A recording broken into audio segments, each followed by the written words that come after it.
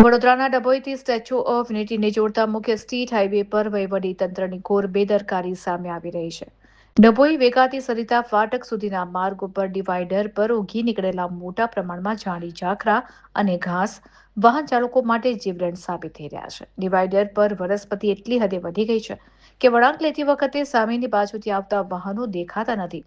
આ blind spot ગંભીર અકસ્માતને ખુલ્લું નિમંત્રણ આપી રહ્યા છે. આ માર્ગ પ્રખ્યાત પ્રવાસન સ્થળ સ્ટેચ્યુ ઓફ યુનિટીને જોડતો હોવાથી અહીં 24 કલાક હજારો વાહનોની અવરજવર રહે છે. ગીચ ઝાડીઓને કારણે માર્ગ સાંકડો અનુભવાય છે અને વાહન ચાલકોમાં સતત ડરનો માહોલ રહે છે. રાત્રિ દરમિયાન સામેથી આવતા વાહનોની લાઇટ અને ઝાડીઓના પડછાયાના કારણે રસ્તાનો અંદાજ મેળવવો અત્યંત મુશ્કેલ બને છે. સ્થાનિક રહીશો અને વાહન ચાલકોમાં તંત્ર પ્રત્યે ભારે રોષ જોવા મળી રહ્યો છે. લોકો સવાલ ઉઠાવી રહ્યા છે કે શું અધિકારીઓ કોઈ મોટા અકસ્માતની રાહ જોઈ રહ્યા છે?